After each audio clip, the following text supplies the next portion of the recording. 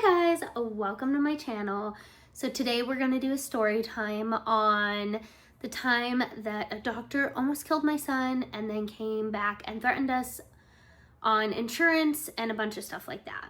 But if I look down at all, my son is sleeping, so I'm monitoring him. But yeah, let's get into it. It's super cold outside, so I'm cozy and have my warm coffee. So let's get into it. Starting off, I had a really traumatic birth. It definitely wasn't the best. So I'm already it was already a lot. And then he turns a week old on Friday. And that Friday he went into the hospital. He wasn't eating. He just really wasn't being himself. We took him in. He ended up having a blood infection. They were giving him an IV with all the antibiotics and stuff they needed in his body to help fight it. After that, he was doing good. It was about a week later. His arms were just awful with IVs, and they could not get a good IV line in. It was hurting him, so they decided to do a PICC line in his arm. Tried for like a couple of hours to get one, could not get one in his arm. The poor little guy had just like poke holes everywhere. But anyways, they decided to wait until the next day or the day after to have the PICU doctor come in and do a PICC line or some sort of central line in his neck down to his heart. I don't know what it was. But after that, he had this new doctor for the first time that day because they kind of rotate. And the morning of, it was already hard because he couldn't eat, so he was kind of cranky. We sent him off, filled out the paperwork, and I was just waiting in the room for him. The doctor came down. She said they're gonna hold him for a minute, observe him because he was on, not anesthesia, but like sedation. So the doctor was like, I will keep an eye on him. I will make sure he's okay. Is that okay with you? And I said, yeah, that's fine. So she was monitoring him upstairs, and she then comes down again and comes with a nurse this time and brings him back. And she goes, I've checked him all out. He's great. His temperature's back to normal. He looks awesome. It's like, okay, awesome. Yay. So I pick him up. I'm holding him, and his nurse Penny, who is the sweetest lady ever, comes in. And after this, she's very, let's start feeding him. She helps me, we start trying to feed him. And she says, okay, I'm going to step out and you can go ahead and feed him. So I try to feed him. He's not wanting to eat. I let her know, and she's like, give him a minute, just give him about an hour, see how he does. Not even a couple minutes later, I notice he's just completely floppy. He can't even hold anything up. He does not look okay, and his body is ice cold. I call his nurse with the call button and I say, something is wrong, something's not right. And she comes in and is like, yeah, this is not okay. Let me call the doctor immediately. She calls the doctor, and the doctor goes, I'm in my office, don't bug me again. He's fine, I just checked him. So Penny's like, okay, well, okay. So she's like, let's just check his temperature, see how he's doing, and then we'll give her a call back if we need to, if his temperature is a little low. We can't get over a high 80s, low 90s. We can't get a reading above that. He is super cold, to the touch. We're wrapping him in a bunch of blankies, trying to get temperature in any way we can. We tried all of the thermometers, every different way, rectal, everything. His temperature was not okay. So about 4 other nurses come in at this point. I'm starting to freak out. And Penny then calls back the doctor and says, we have done all these temperatures, something's not right. The doctor literally says, do you even know what you're doing? Are you even sure you know how to use a thermometer? And clap off Penny. I loved Penny. Claps for Penny. I love Penny. She goes, I've been a nurse for 40 years. I'm pretty sure I know how to use a thermometer. Yes, obviously she does. So the doctor goes, well, I'm in my office. I'm not coming down. Do it right. So the other nurse, before she hangs up, says, you really need to calm down. Like, something is obviously wrong. She is just not happy. So she ends up coming down, looks at him, says, very glances over him.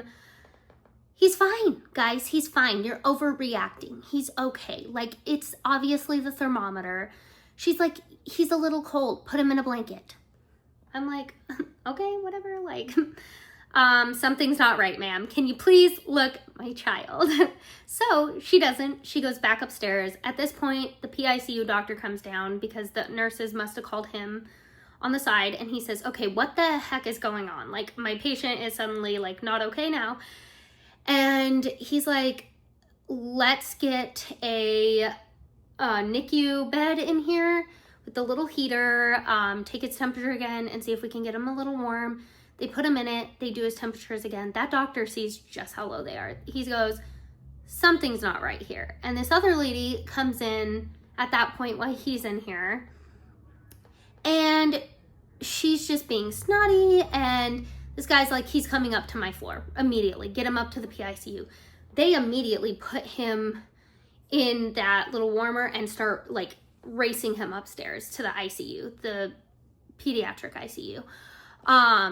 And I'm freaking out. They're like, okay, let's get your stuff. Let's get up there.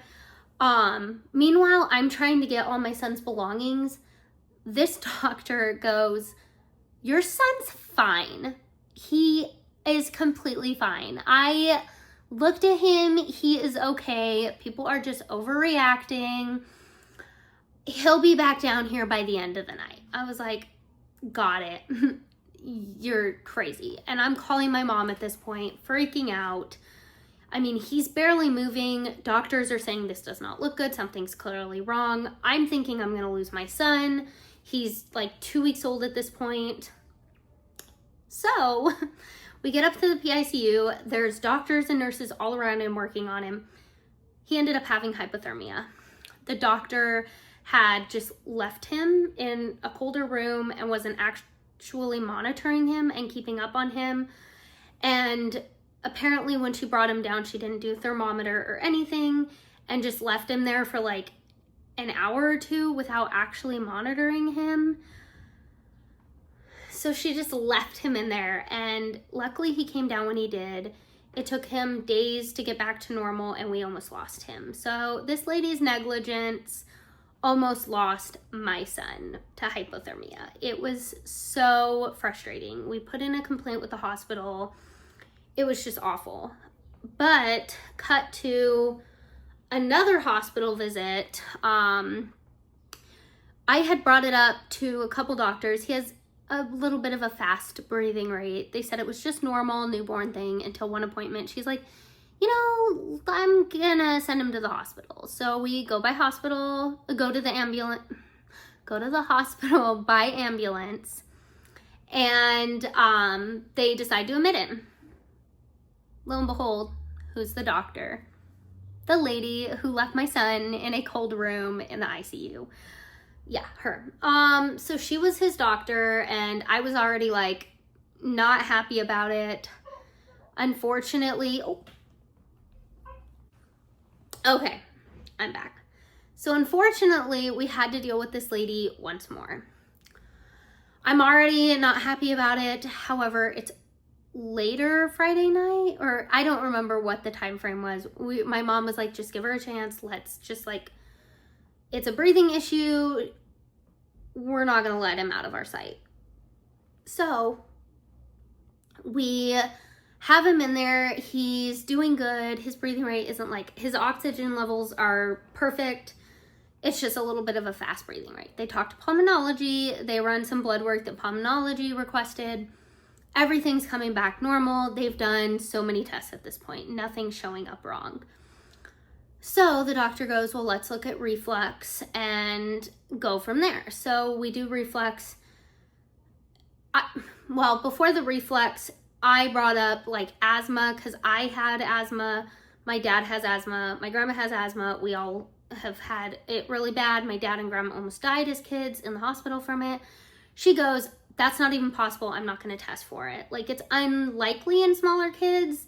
However, it does still happen. So I was a little frustrated that they didn't want to check, but I was like, okay, whatever, like moving on.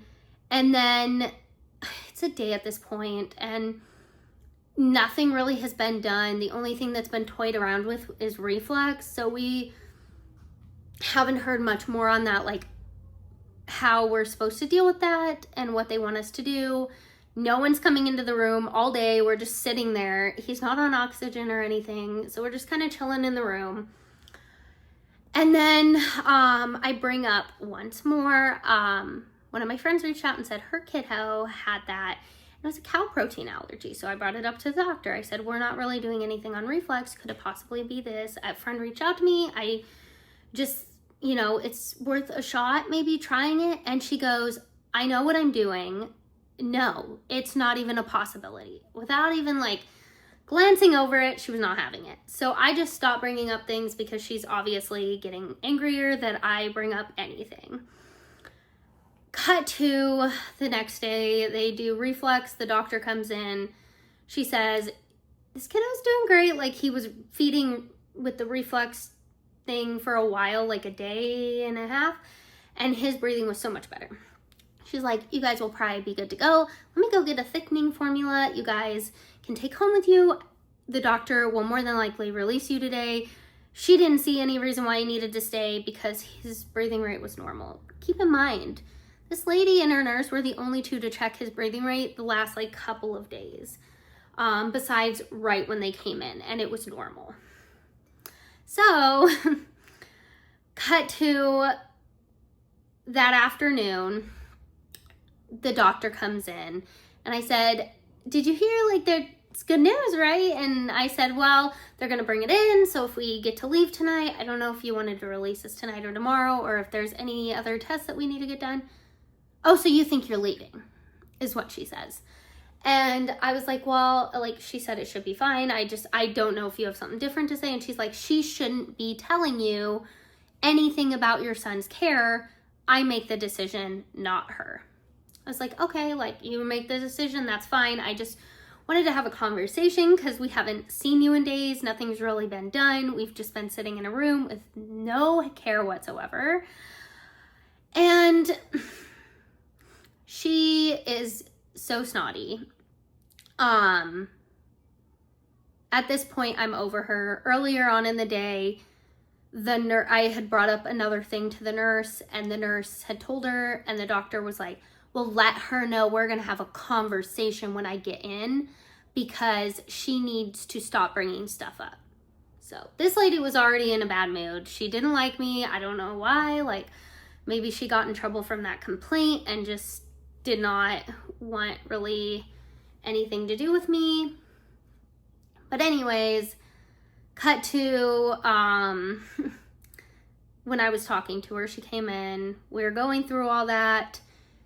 And I was bringing up leaving, and she goes, well, no, we don't know what's wrong yet. And I said, oh, I thought the reflux is what we were working on.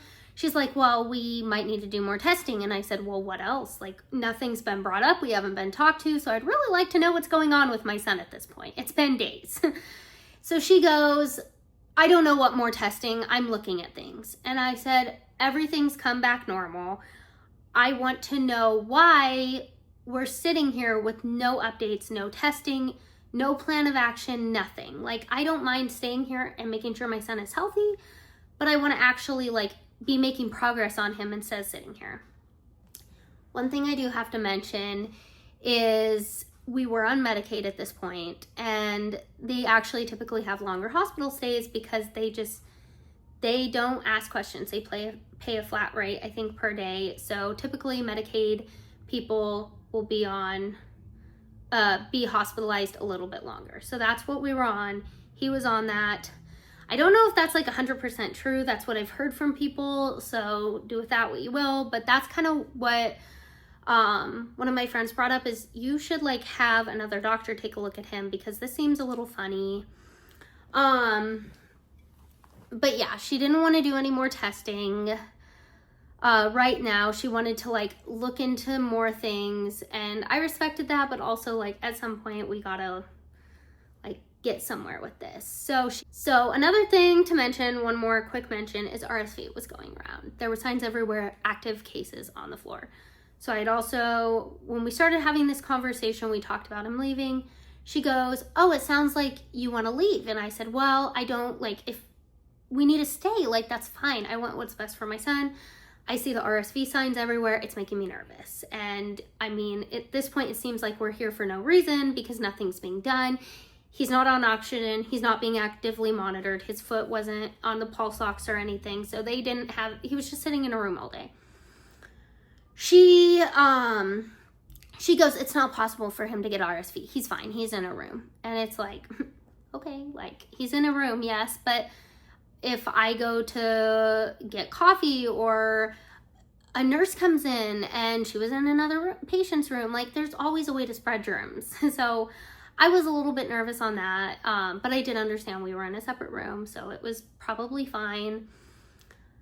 And she just is angry. And I said, you know, okay, whatever. And she starts saying, well, if you want to leave, I can't stop you, but I could call the police. And I was like, what? I'm sorry. Are you threatening? She threatened to basically call the police on us. Like, not direct, I'm going to call the police on you, but she's like, I could call the police. And then she goes and says, I will also be putting in his chart and make sure your insurance knows that you left without medical approval, and they won't cover this bill. And at this point, we were both in college. We didn't have a lot of money. I started freaking out and I said, I'm not trying to leave. Like, I just want to know a game plan. And she goes, your son's staying. I will see you tomorrow. And she just walked out. So at this point, I'm frustrated. My mom was on the phone and was there the whole time. Like, and she was like, oh my gosh. Like, she did not just say that. And she brought up, like, one last thing before she left, I'm not losing my medical license. So I don't know if maybe us turning her in before had her like a warning, but she did mention that she didn't want to lose her medical license. So I don't know. At this point, I've tired. We've been there days. Nothing has been done. I'm upset.